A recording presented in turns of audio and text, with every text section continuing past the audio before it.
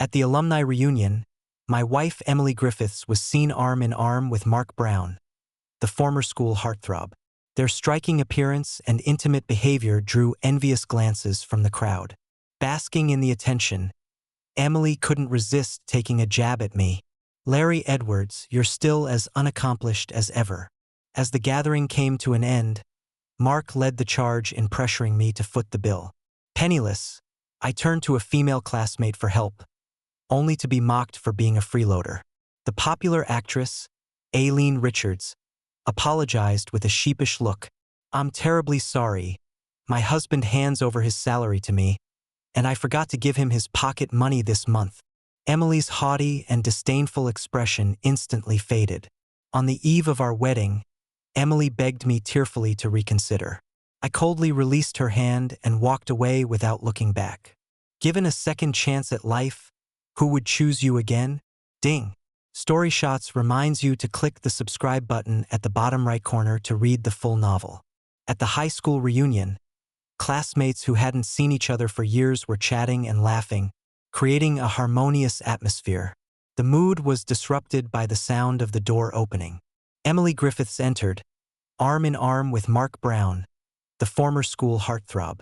Emily had always been a beauty, and the two of them together were a sight to behold. Everyone couldn't help but admire how well-matched they looked. Hearing the exclamations from the crowd, Emily's smile never left her face. I picked up my cup of tea from the table and took a sip, silently wishing Emily well. She had finally achieved the glamour she had always wanted. Before they even entered the room, someone called out, "Wow! The most eye-catching couple in our class has arrived." Of course, Mark was our school's heartthrob. It's only natural he'd end up with a beauty. Naturally, there's always someone looking to stir up trouble at these gatherings. But wasn't Emily Larry's girlfriend back then? The room suddenly fell silent, and a cool female voice responded calmly, "Larry and I were just friends back then." Just friends, indeed. Was this rewriting history to her face? But times have changed, and I wasn't going to dwell on it anymore.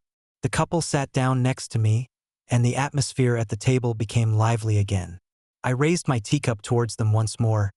"Old classmates, it's been a while."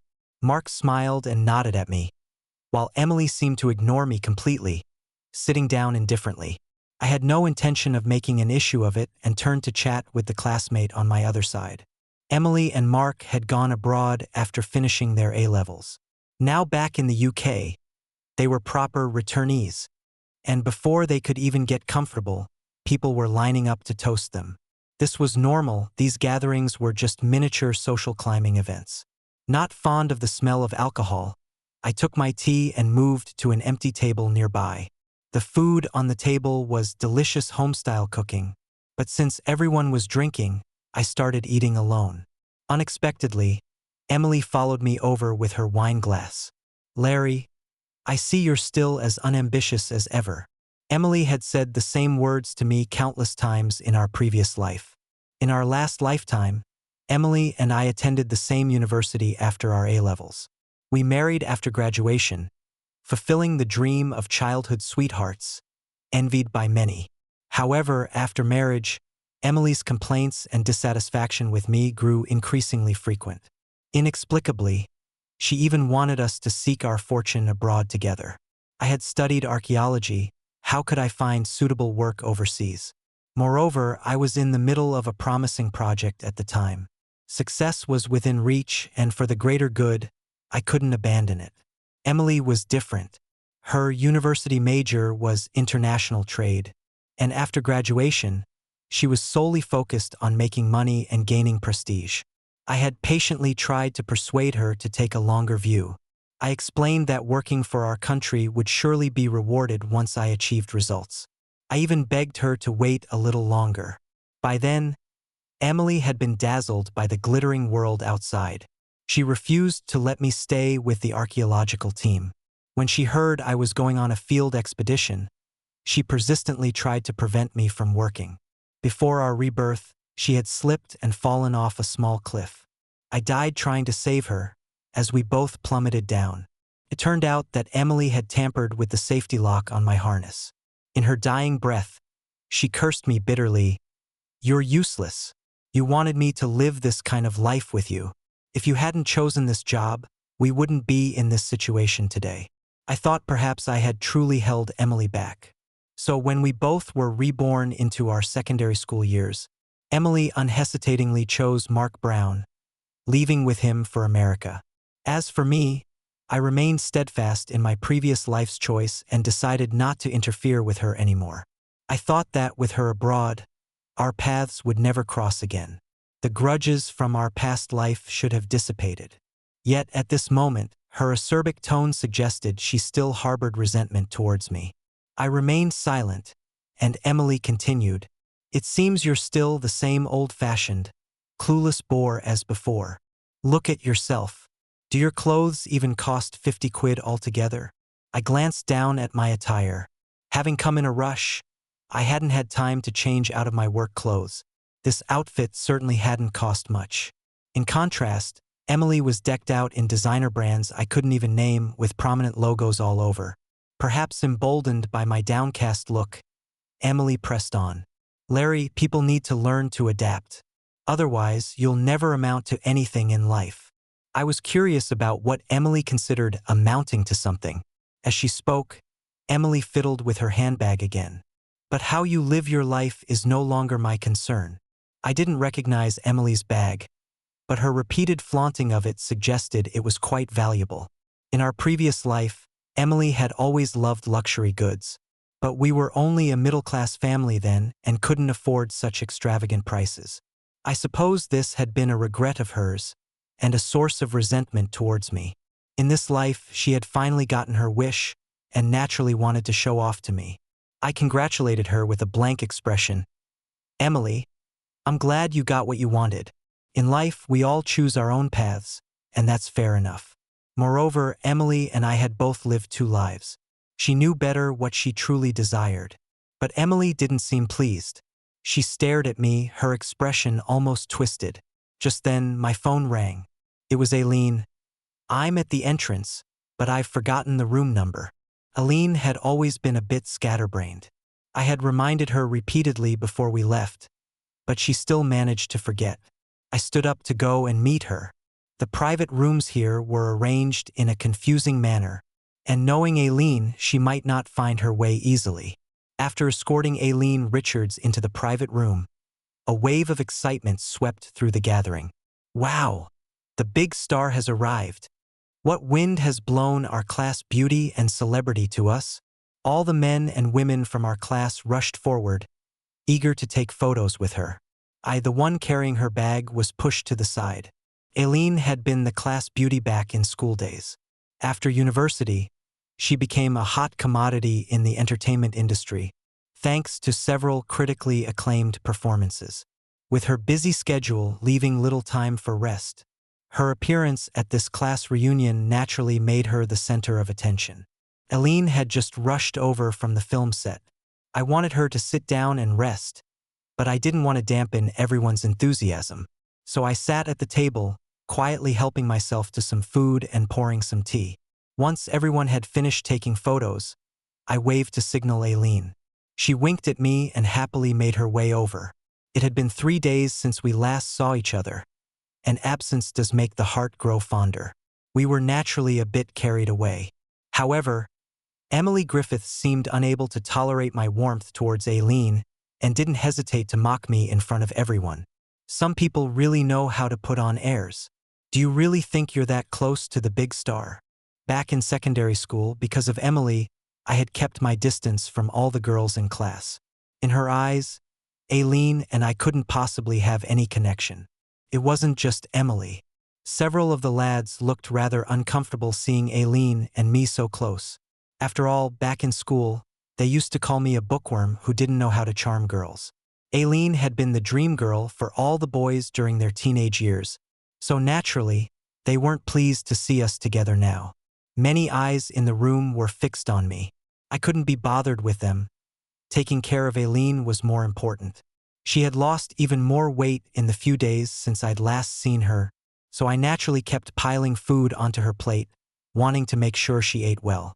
Before long, I felt a chill behind me.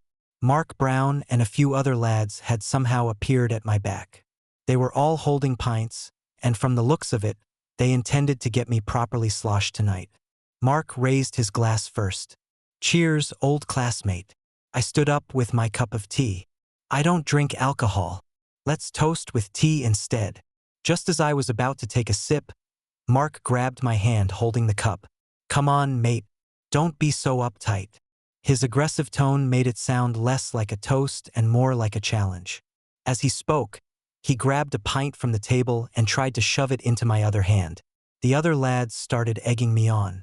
Yeah, come on. What kind of bloke doesn't drink? If you don't drink, you're not being a good sport. No matter what they said, I still declined. It was partly habit and partly professional ethics. I had archaeological work tomorrow and didn't want to risk messing it up by drinking. As the glass was pushed back and forth, some beer sloshed out, spilling onto Mark's shoes. It should have been a minor incident. But Emily Griffiths suddenly piped up dramatically. Larry, how could you? I was about to ask what she meant when she continued. Just because you're in a bad mood doesn't mean you should take it out on others. Mark's shoes aren't cheap, you know?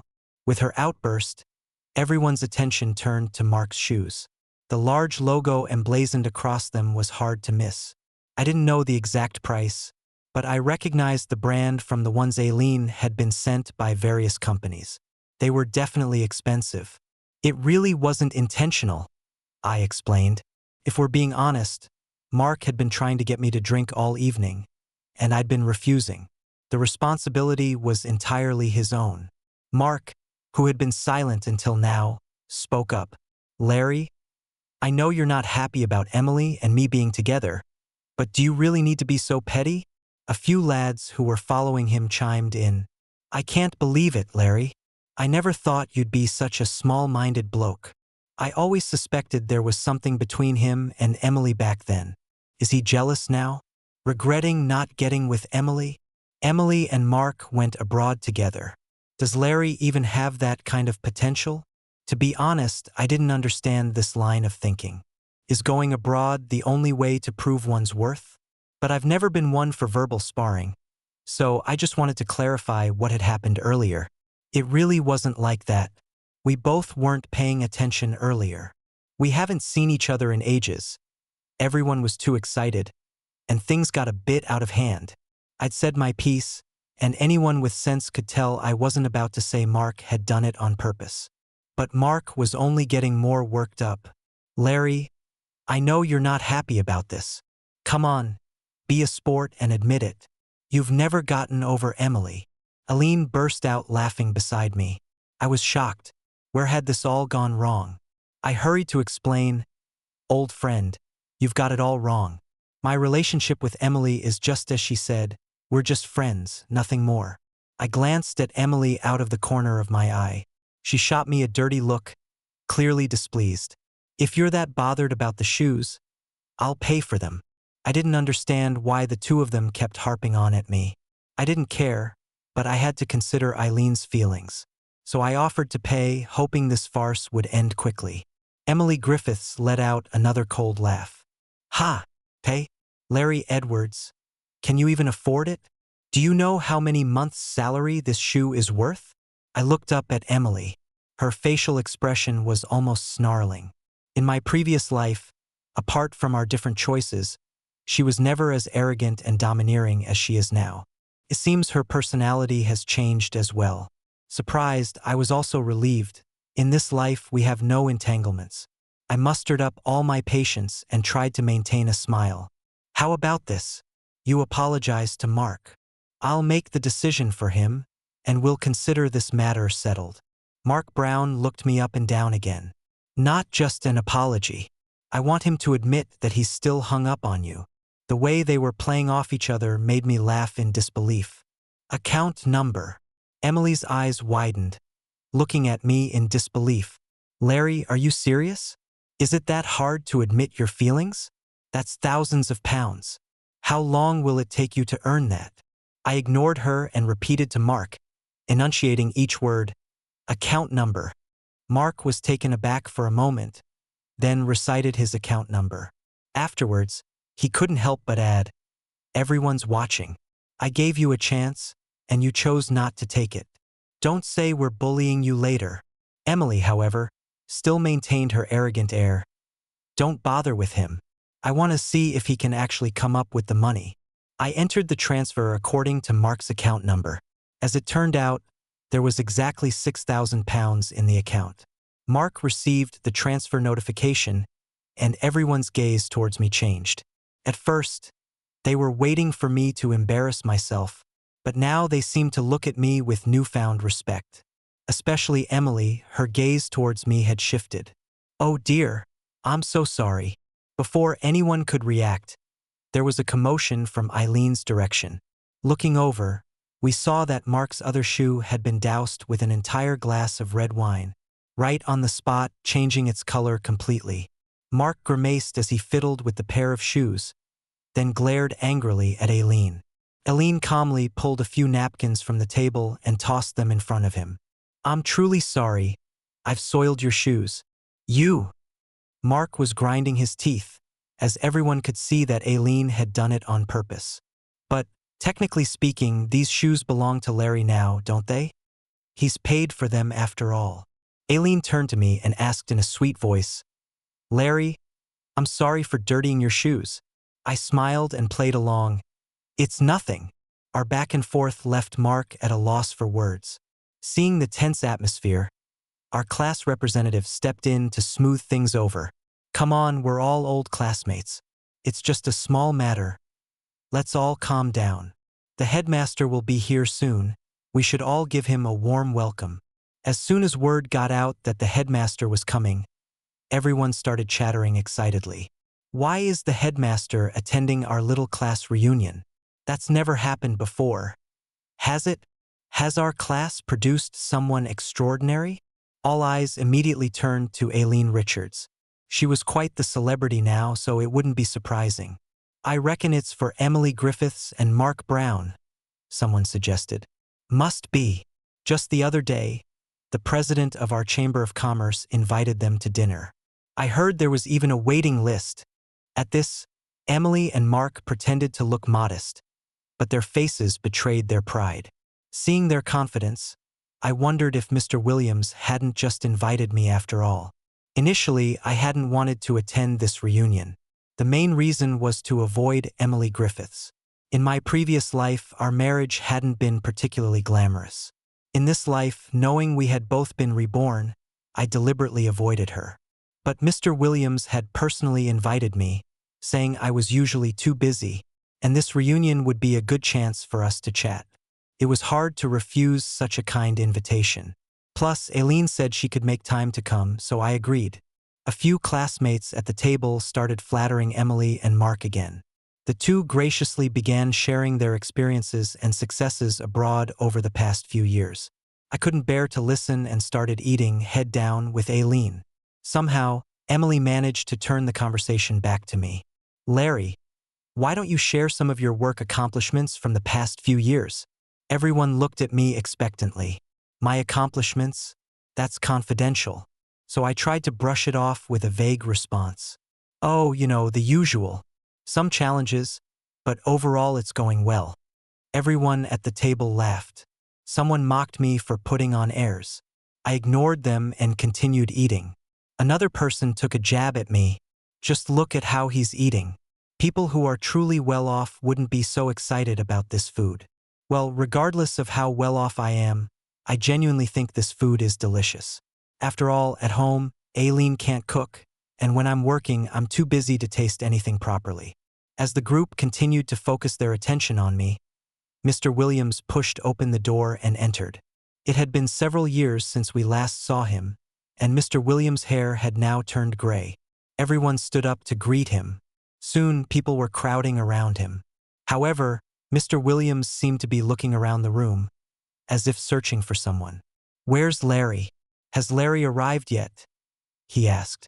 I quickly swallowed my last bite of food and responded, I'm here, Mr. Williams, right here. Hearing my voice, Mr. Williams made his way through the crowd towards me.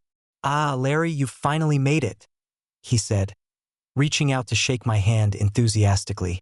The onlookers' expressions ranged from surprise to confusion, and even resentment. In their eyes, I was a nobody, so why was Mr. Williams showing me such respect? Mr. Williams had been the headmaster for many years, dedicating his life to the school and its students. Everyone knew of his commitment to education. Not only that, but he was also a leading figure in his field of expertise. Because of this, Mr. Williams had always been a role model for all the students at our secondary school. The weight his words carried was evident to everyone present. After exchanging pleasantries with Mr. Williams, his next words left everyone stunned. "Larry, we've been trying to get you back to give a talk to the younger students about your academic experiences and insights, but you're such a busy man." I scratched my head, feeling a bit embarrassed. The truth was, work with the archaeology team was indeed hectic. Sometimes I'd be away on digs for 2 or 3 months at a time, making it impossible to find time for guest lectures. Moreover, I felt I was still too young and inexperienced to be giving advice to the younger generation. "Mr. Williams, I really have been quite busy," I explained. Mr. Williams didn't press the issue, instead coming to my defense. "I understand completely. You archaeologists are always run off your feet. I hear your latest project is wrapping up soon. How did it go?" he inquired. "It went well, Mr. Williams. We made quite a significant discovery," I replied. It had been a while since we'd seen Professor Williams, so naturally, there was plenty to discuss. As the conversation progressed, the other classmates learned about my work. "Well done, Larry. You've been quietly achieving great things," one of them exclaimed. "Yeah, we thought you were just coasting through life, but turns out you're a big shot," another chimed in. "Larry, you're far too modest." Our class representative praised me, while pointedly glancing at Mark Brown and Emily Griffiths. The two of them had been boasting about themselves all evening, but now they stood silently to the side. After dinner, as we bid farewell to Professor Williams, someone suggested continuing the night at a pub. Aileen and I simultaneously expressed that we had to head home early due to other commitments. Mark Brown stepped forward again. "Since our classmate Larry is so impressive, shouldn't he treat us all to a round?" A few other classmates echoed his sentiment. "Yeah, you talk a big game. Surely you can afford to buy us a drink." Throughout the entire dinner, apart from discussing some archaeology-related matters with Professor Williams, I hadn't said much else.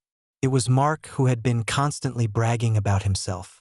However, it was clear they felt I had stolen the spotlight in front of Professor Williams and now wanted to make me uncomfortable.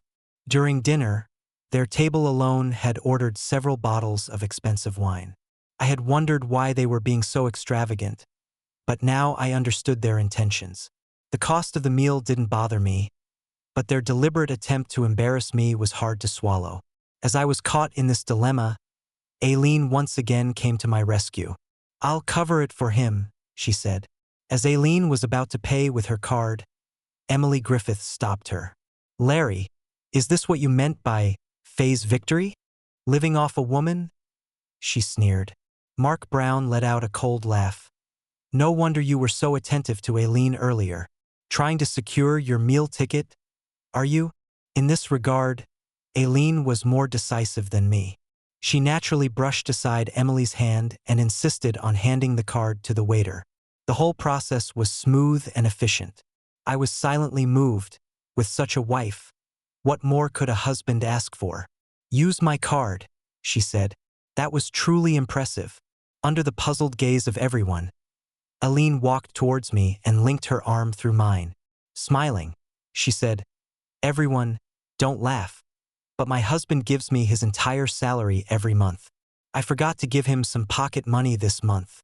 Emily was stunned, seemingly unable to process Eileen's words. Mark was also surprised. "What did you say?" "Husband."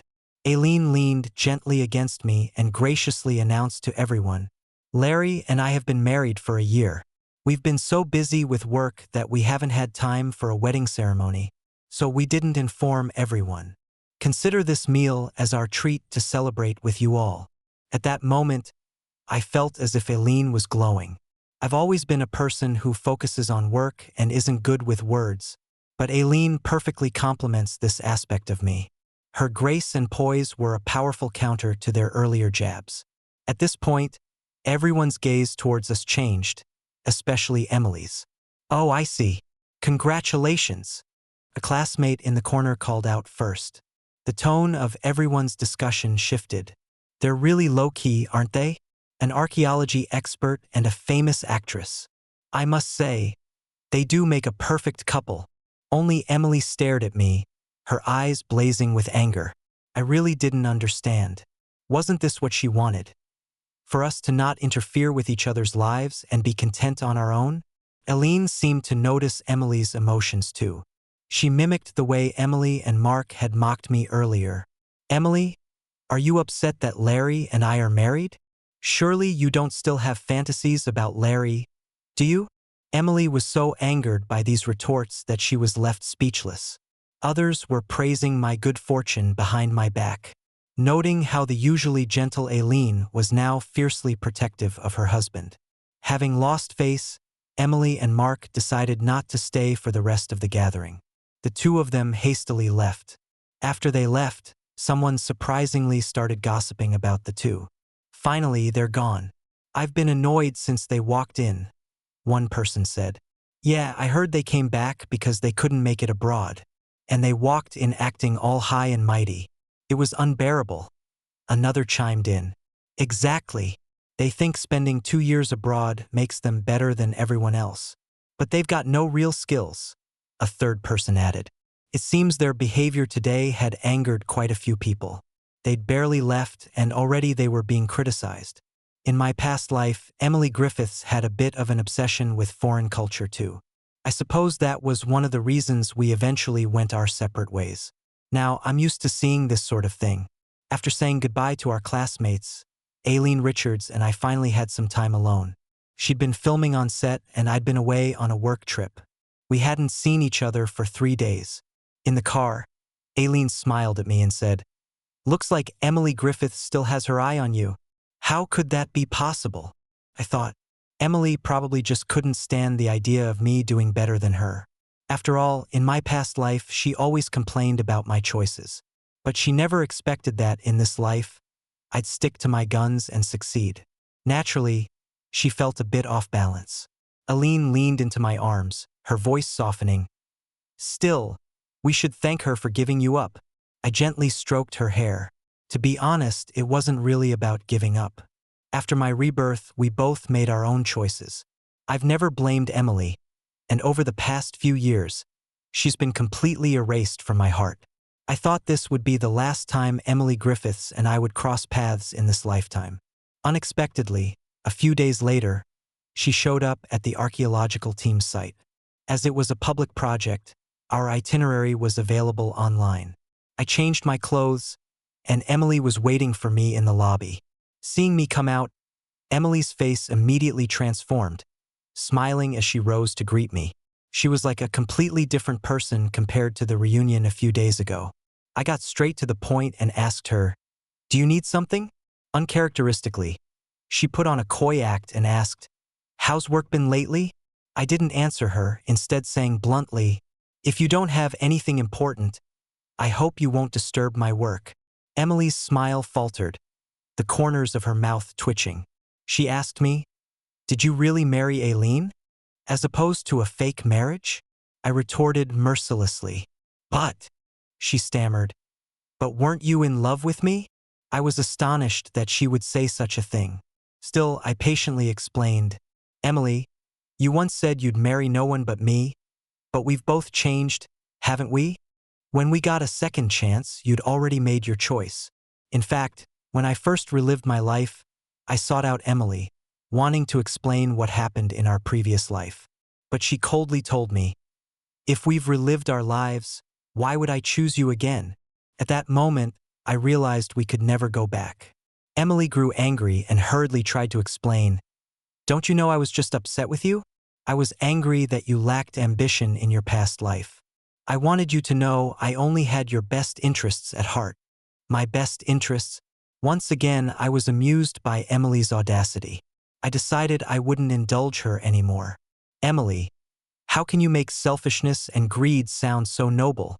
When you chose Mark Brown back then, wasn't it because his family was well off? Back then, Emily and Mark had barely interacted before suddenly going abroad together. Everyone knew what that meant. It's not like that. It's not like that. Emily tried to defend herself but couldn't come up with any other reasons. I continued coldly. It's one thing that you didn't support my work back then. You made your choice and I don't blame you for it. But you have no right to stand here and question me now. Emily suddenly fell silent for a moment. Then, she lowered her head, her voice no longer so haughty, her whole demeanor becoming more subdued. Larry, even if it was my fault, can we start over? For a moment, I thought I had misheard. Emily, get a grip. I'm married. She suddenly went mad and tried to burrow into my arms, wrapping her hands around my waist. I don't care. You can just get divorced. It seemed Emily had truly gone mad. I quickly pushed her away and warned, if you keep this up, I'll have to call security. Hearing the word security, she finally calmed down a bit. Why? Why are you still treating me like this when I've swallowed my pride and apologized? Tell me, what do I need to do for you to come back? As she spoke, Emily began to break down and cry loudly. I looked at her and found it almost laughable. Emily, our relationship ended long ago, in another lifetime. Aileen may not understand my work, but she supports and understands me unconditionally. Emily cried uncontrollably. She brushed the hair from the corner of her mouth and said with all her might, I can do that too. I'll always support you and won't cause any more trouble. Please come back. I still love you. Seeing her persistence, I suddenly didn't want to explain anything more. After that class reunion ended, someone mentioned that Emily and Mark were now living separate lives and had no plans to marry. I heard they hadn't had an easy time abroad, developing many differences, which is why they returned to the UK. At the time, I thought it was just a rumor. After all, given Emily's personality in her past life, why would she stick it out if things weren't going well? Larry, please. Emily actually started begging me. I don't know how much dignity she had to give up to lower her head to me, but we had no chance anymore. When love is gone, it's gone, Emily. We've both been through marriages. We know what works and what doesn't. Forcing it won't bring happiness. Hearing this, Emily became agitated again. I'll change. I'll try hard to become suitable. I interrupted Emily's words. Don't bother. With that, I turned and walked away, no longer engaging with her. Faint shouts could still be heard from behind.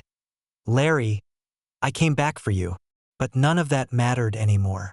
Emily Griffiths and I were destined to be from two different worlds. Perhaps in another life I had loved her, which gave her the false impression that I would surely come back to her. But I was firm in my convictions. As night fell, it was time for my usual phone call with Aileen. After listening to her share the day's amusing anecdotes, I decided to tell her about today's events. Aileen and I weren't like typical married couples who spent every day together, but there were certainly no secrets between us. After I finished telling her about Emily, she teasingly said, You're telling me all this? Aren't you worried I'll get jealous and suspicious? I laughed too, calmly replying, How could I be? I know you trust and respect me. Aileen naturally had that confidence in her heart as well. She believed our strong bond couldn't be shaken by anyone. Since my new lease on life, all my moments of happiness had come from Aileen. As for Emily, she was destined to remain in the past, an untouchable memory from another time. Later, I instructed that, except for scheduled appointments, I wouldn't see anyone. Emily tried to come see me again, but was turned away by security each time. 3 months later, our archaeological team made another breakthrough discovery. In the vast river of history, we had unearthed another significant find. It was a major contribution to the field of archaeology. For this, our team received an award. As it happened, Aileen also had a film about archaeology currently showing in cinemas. At the premiere, she graciously introduced me to everyone.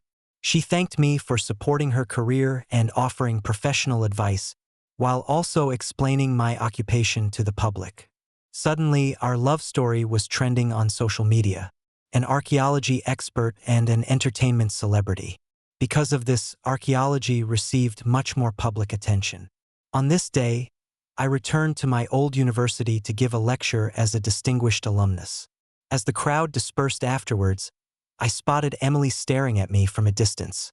After several months, she seemed to have lost that sharp edge, appearing listless and drained. I'd heard she and Mark Brown had broken up. Their unsavory experiences abroad had also come to light. In this life, she had chosen what she wanted, but still hadn't found happiness. Mark's family had also gone bankrupt, and after their split, the two were embroiled in financial disputes. I looked away. Emily's affairs were no longer any concern of mine. 6 months later, Aileen and I finally found time to hold our wedding ceremony. We invited our former classmates and teachers, except for Emily Griffiths and Mark Brown, of course. During the reception, when I heard classmates gossiping about those two, I calmly led Aileen away to another area. This day belonged to us, and I didn't want it disturbed by irrelevant matters. At last, with everyone's blessings, we slowly walked into the church. We recited our vows with flushed faces and embraced with teary eyes.